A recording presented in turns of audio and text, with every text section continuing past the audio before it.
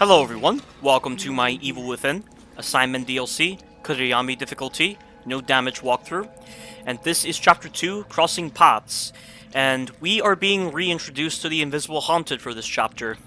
Only now, we have the ability to see them using our flashlight, which I assume the reason why this works is because she's using a Mobius flashlight, and maybe Mobius has specific technology that just allows the users to view STEM differently, which is why she's probably able to see the Invisible Haunted.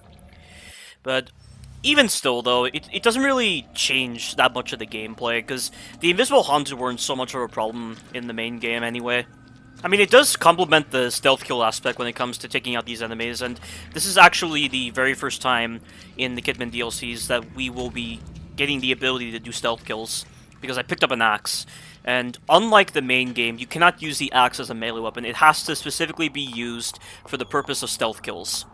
And the good news is, the game isn't that forceful when it comes to making you use the axe. I mean, there's only one situation in the game where you need to use an axe, and it's on the guy that has the shotgun in Chapter 4. But aside from that sequence, there's really no other need to use the axe. I mean, I just use the axe on this guy because it takes such a long time to open this gate, and I use the lore mechanic to make him come over here a little bit quicker, and I use it on that corner. And then once I do the lore mechanic on that corner, I come over to this corner right here because I know he's not going to investigate the corner where I'm at. And the moment he gives me his back, I'm going to take him out with the axe. You can also get another axe in the room that he was just in. And then we're just going to skip on ahead to this sequence right here, which I feel is one of the scariest parts of the Kidman DLCs. I just think with the way it utilizes the music and just the kind of situation Kidman is in, it feels like a very tense encounter. And I've even included the cutscene here because I feel like this section isn't the same without this cutscene. So what's going to happen here is the floor is going to start to bubble, and then Kidman is going to fall through the ground, and she's going to get caught. And this is where Shade is going to introduce an ability that she has, where she's going to be able to reanimate these corpses and turn them into cadavers. And if this was Outlast, you would never see a sequence like this. The character would just get a lucky pass, but not in this game's case. Kidman has to survive. And the good news is you gain access to the M1911, and the cool thing is, it's not just conveniently there. There's actually a missing persons poster you can get in the main game that details a policeman who died in the sewers, and this is his handgun. So it's not a Deus Ex Machina. The game actually established why the M1911 is here. It's so cool. There's barely any game that can ever establish these kind of moments like that. And we have unlimited ammo for this sequence, and the M1911 is my favorite pistol in the game because it doesn't miss. There is no random variable with this pistol. And unlike the revolver, it carries 7 bullets instead of 6 bullets. So you have one additional shot that you can use. And also, by the way, alongside the cadavers, you have these haunted. Be very careful of the haunted. They can be very sneaky. There's at least 3 or 4 haunted on this sequence. They tend to spawn from the exact same spots in the exact same order. But these first 2 haunted are the most dangerous. The next 2 haunted are not so bad because they're forced to walk. And they're in that corner right there where I'm looking. But they won't be appearing for a while until we kill a couple of more cadavers. Oh, there he is, right there. See him? See, he's just walking. And it takes 3 shots to kill the haunted, thankfully. And you can also use the cadavers to your advantage to get rid of them by using the explosion. And whenever you have any white cadavers, you need to shoot them twice so that they die. And that's the last haunted that's going to be a threat. I mean, there is an additional haunted, but he's right next to a bunch of cadavers, so he's easy to get rid of. But I really love this sequence. I love how they chose to diversify the gameplay in this moment to complement the idea of survival horror accounting for every possible situation. And the way they just perfectly establish the M1911 being here is really good. And it doesn't feel like a lucky pass moment, as I've already explained. But when Shade appears, shoot her twice, and you can continue to shoot Shade even after the game takes your reticle away. And that right there is the scariest part of the DLC done. Like, I still get the chills with this section every time I do it. So I have to give Tango Gameworks credit for intelligently diversifying the gameplay and making it tense at the same time. But we're now free, and we can continue onward through this DLC. And we currently don't have any ammo in our M1911, and we won't be getting any more ammo throughout this whole entire chapter, and we'll lose the M1911 once we start the boss fight with Joseph. Then we get it back in Chapter 3, then we lose ammo for that, and we never get to use the M1911 again. Even in Chapter 4, when we gain access to the shotgun, we don't get any more ammo for our M1911. Which seems kind of redundant to me. Like, what is the whole point of having it in your inventory if you're not going to be able to use it? And you're not going to be able to get any ammunition for it aside from a couple of small sequences? That just seems very odd to me that they would design it like that. Like, you get ammo like crazy for the shotgun in Chapter 4 because obviously it's the final area and you're building up towards a final boss fight. But you can't get any ammo for the M1911 for that sequence either. It's so weird. Why would they do that? It just seems very odd to me. But whatever, really doesn't matter because the sequences are very easy to do without a gun, and the final part with the shotgun is definitely needed when it comes to dealing with all those haunted. But right now we're taking the time to gather up these 2 fuse boxes so that we can use them to gain access to the area where Joseph was. The 2 sequences are very easy to do. This one I always do first because it's just the first path that's closest to you. And it involves one single trauma. And the traumas will kill you instantly on this DLC, regardless of difficulty. And the strategy that I use against this guy is I let him detect me, and then I bait out his running attack. And then I get inside of the crawl space to my right, and because he's still preoccupied with trying to find out where I was, it gives me plenty of time to get through the door. So, right here, I was hoping to use the bottle against him, because that's what I did previously on one of my other attempts. But then I remembered it's definitely necessary to have a bottle for the next fuse box, because the next fuse box, you're dealing with a bunch of haunted, and the bottle is needed for that sequence. So I instead just do this strategy right here, and he's just so preoccupied with trying to find out where I was that he's just not taking the time to get over to me. I mean, I still take the time to check that corner every now and then, because the sound effects made it seem like he was coming towards me, but he actually wasn't. And then, once you're through this door, there's going to be a moment where the trauma will break through the door, and you have to hide from him, and he will always take the exact same path. So, whenever you get near this wheel, he's going to start bashing down the door, and you need to stay near these crates right here. So, it's hard to tell where he is, because the lighting is just completely disabled on this difficulty, but he's right near the wheel right now. And he's gonna go to my left, so I'm just going to go back around the crates, and then once he decides to go back into that other room, I'm going to start turning the wheel and opening the door. It takes a long time to open this door. It takes 5 turns, just like in that one sequence in Chapter 10 of the main game, where you have those 2 traumas in that one room. Only, it was a lot more dangerous in that encounter, because 2 traumas in a very narrow area is a recipe for a disaster, which is why you had to specifically use the shock bolts. This part, because he's scripted to go back into that room, he's never going to come back over here. And that is the end of that really easy sequence. And now we're just going to go over to the next fuse box. And the next fuse box is incredibly simple, although I kind of wonder why Ruvik decides to make the sequence as such. Because he's going to demonstrate his ability to manipulate the world, and he shuts off the way back to the fuse boxes. Yet, I'm just wondering, why doesn't he just trap Kidman in a very tiny room? Why doesn't he just put walls around her? Like, again, it's just very odd. You know, whenever you have a psychological aspect to the enemies, and they have such a profound control over an individual or over the environment, makes you wonder why they just don't try to do this outcome, and instead favor the outcome that's presented in the game. So odd, but once I pick up the fuse box, you're going to see why I'm so confused. Because he's going to be right here, and instead of just trapping me, he decides to make another way for me to get out, and he's just going to spawn in a bunch of haunted. And the cool thing about this entire area is that there are spike traps that you can use to get rid of the enemies, but they can only be used once. You cannot repeatedly use the same one. So you have to make sure that the strategy you're committing to is going to work. And this guy right here, you have to make sure he goes all the way to the right and then turns, so that he will always be able to go on this path right here, because if you don't do it at that exact moment, he's going to go around the other side of the crates, and he will not be affected by the spike trap. Now, I'm going to use the bottle right here. This is why I need the bottle, because there are 2 haunted in this room, and using the lure mechanic is very dangerous, and the bottle is a safer option. I should have just stayed in cover and thrown the bottle, because I at least do an overhand swing, so I'll be able to throw the bottle in the center of the blade trap, but instead I just do that. And I don't know why they changed the bottle throwing animation where Kidman underhands the throw rather than actually overhanding it like Sebastian does, and she only overhands the throw when she's just standing up or she's doing it over cover. Makes no sense. But even if you're not able to kill those 2 haunted, if you pull that switch, you will shut the door behind you and they will not be able to get you. And this allows you to open up this door here. So now I'm just going to make a mad dash through this area and the enemies will never get a chance to kill me. And there we go. That is the end of this sequence. Very simple. And now we are going to reunite with Joseph in a little bit. And I should just talk about the Joseph boss fight right now.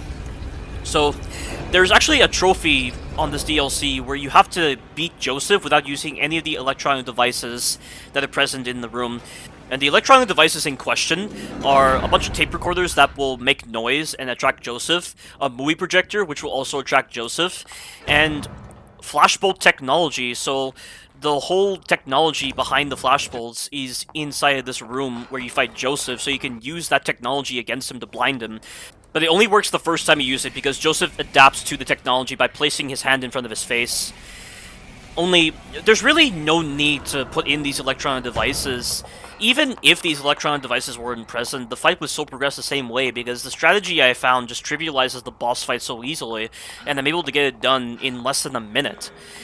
It's heavily reliant upon the lore mechanic for the first 2 phases, and then for the 3rd phase, I have to chance upon Joseph's movement. If he does what I want him to do, I'll be able to end the 3rd phase easily. But this is what you need to do. The moment the fight starts, use the lore to your advantage, and Joseph will always take the exact same path. So he's always going to go in this direction, and he's going to go around the cabinet in order to investigate where the lore was. And he's giving me his back right now, so this is my chance to end the first phase. The cool thing about Joseph is you can actually initiate a sneak attack on Joseph without needing to crouch. This is the only moment in this entire game where you can initiate sneak kills without having to be crouched. I wonder why it's such a different kind of system. And not only that, but you can sprint behind Joseph and he's so slow to turn around, and it allows you to do the sneak attack on him. Normally, when you make noise, it stops you from being able to do the sneak attack on the enemies. But that's the end of the 2nd phase. And now I just need to hope that Joseph gives me his back. So he doesn't do it right there, but I'm making sure I'm using the 3rd-person cover trick to my advantage so I can illuminate Joseph and still remain out of his line of sight. And that is the end of the boss fight. It's so easy, and you have gotten yourself your trophy for doing this whole entire boss fight without the use of any electronic devices. But, like I said, what is the point of putting in these electronic devices? Like, who is going to struggle so much with this boss fight that they will need to use the electronic devices? The only reason you'd want to use the electronic devices is to just get some quotes from Joseph, or to see any kind of images on the movie projector. So silly. And there are a lot of designs that seem rather superfluous for Joseph's boss fight. For instance, they give you hiding spots during the boss fight, but there's already a rather large area for you to lose him in, and also a cover system that makes up for that. The area itself feels very large just for the sake of being large, which is another superfluous design. You see what I'm saying? Like, they give you more options than what's actually necessary, and I think they only did that to benefit the illusion aspect that survival horror uses, and to make Joseph's boss fight feel like a more threatening encounter than it is. And don't get me wrong, I do like his boss fight, and I think the designs in his boss fight definitely help in filling the player with a lot of self-doubt, and overcoming that self-doubt and seeing through the illusions is one of the things that defines what survival horror is. But at the same time, it's almost like the superfluous designs present in the fight feel like leftovers from a previous design for Joseph's boss fight, and that the developers originally intended for Joseph's boss fight to work differently. So, I feel like I've reached an impasse with deciding what view to favor for Joseph's boss fight. But we're back in this area from Chapter 6 of the main game, and it's quite surprising that Kidman's parents were a part of this village and a part of this cult, and it just seems very odd to me. that Kidman is able to grow up in this almost ancient society and still be able to adapt to modern life in Crimson City very well. I question how she was able to do that. I mean, this society that's being portrayed right now in this chapter, and also in chapter 6, it feels like a very rural society. And they are rural to some extent because apparently they did have cattle, but all of their cattle was wiped out by a plague, which I don't know how there could be a plague in this modern era. And then with the way they just obsess over religion and they just take in the words of this church so obsessively, like, it just feels like a very medieval society, so it really doesn't make any sense to me how Kidman could come from this kind of society.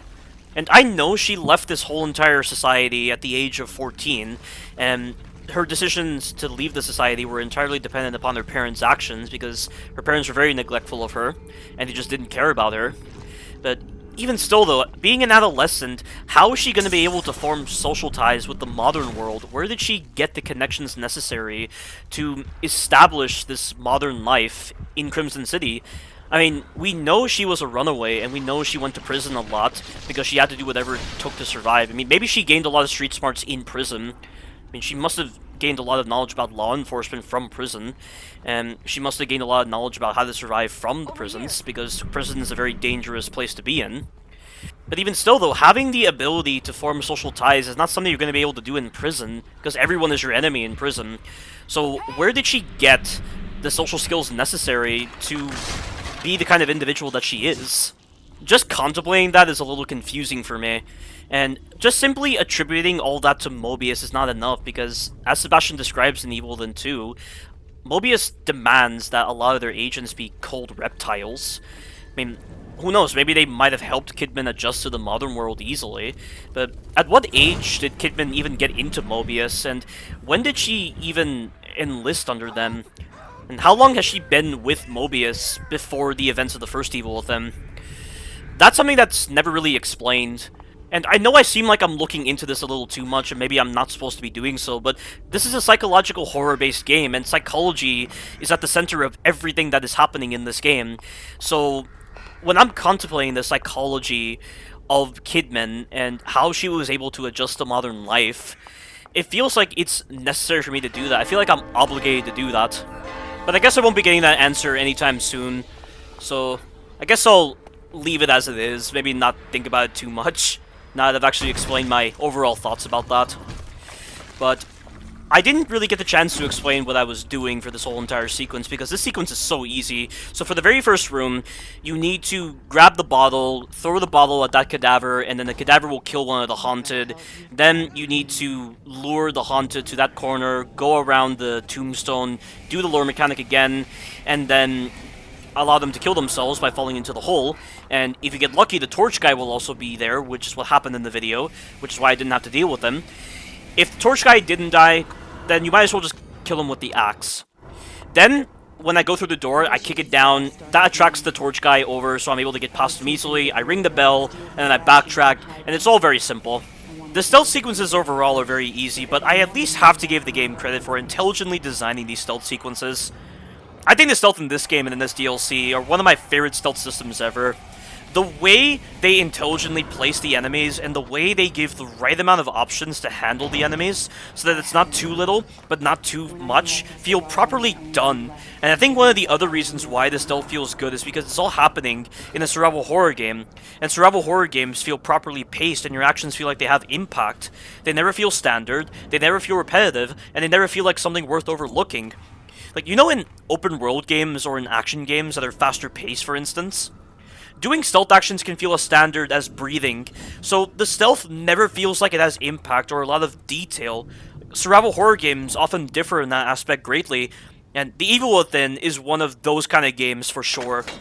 And speaking of stealth, we now have this stealth sequence coming up, which is against Nun from Chapter 6. And if you remember Nun from Chapter 6, he had the ability to do a running attack, and he can also do it here, but only if he spots you. And this stealth sequence, you don't have to be so reliant upon the crates. There's only one set of crates that you need to use. And Nun is going to be preoccupied with Leslie at the moment, so that's going to allow me to get to this set of crates right here.